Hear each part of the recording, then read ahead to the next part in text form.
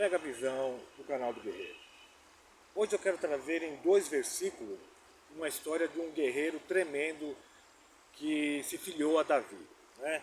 Aprenda a defender o que Deus tem colocado nas suas mãos.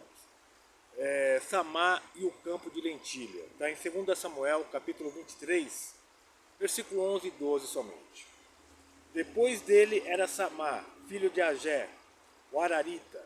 Os filisteus se haviam juntado em Lei, onde havia um terreno cheio de lentilhas, e o povo fugiu de diante dos filisteus.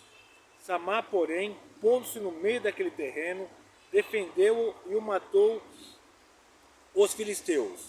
E o Senhor efetuou um grande livramento. Samá era um dos valentes de Davi, que se uniram a ele na caverna de Adulão. Era um daqueles desacreditados, endividados, tudo de complicado estava naquele grupo que estava ali na caverna de Adulão. Mas eu queria rapidamente,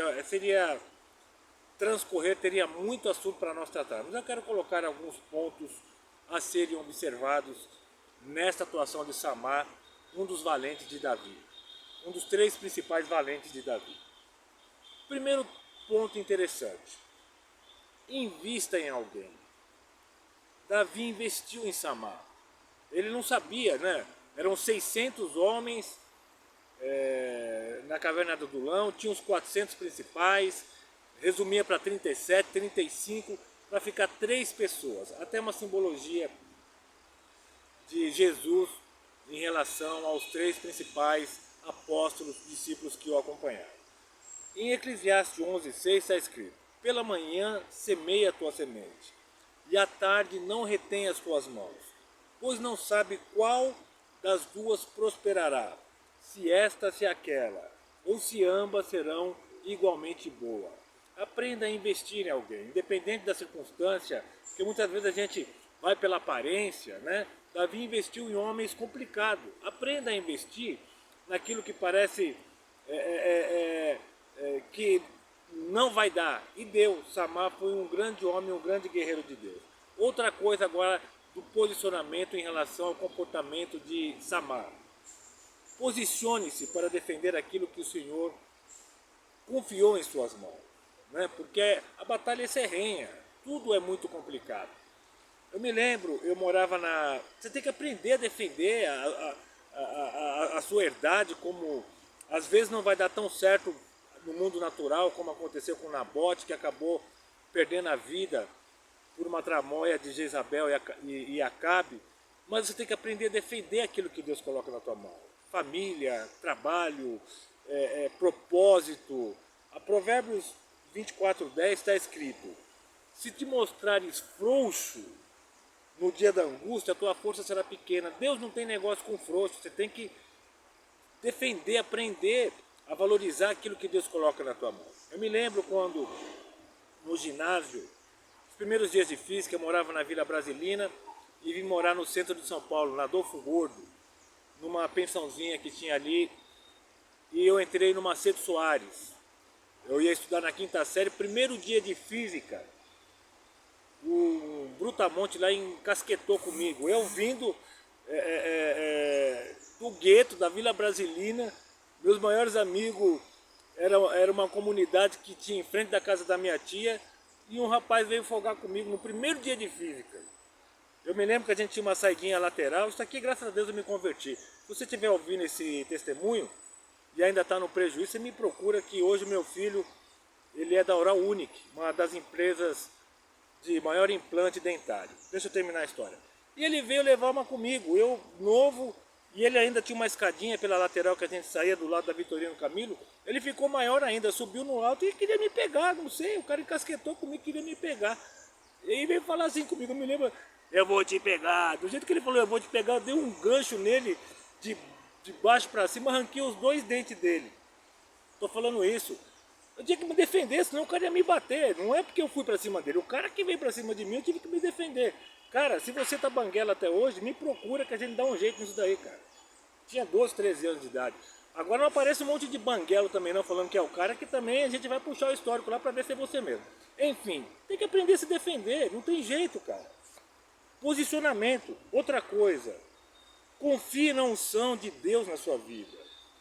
principalmente para obreiros, ministérios, você tem que confiar naquilo que Deus, a autoridade que Deus colocou na tua vida, né?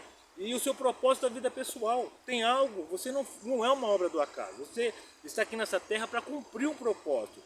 E esse propósito vai ser cumprido se você aprender a se defender, se posicionar, né? Ter uma identidade de quem você é. Outra coisa, as adversidades podem ser o caminho que te levará ao pódio. Aqui eu vou resumir alguns casos aqui.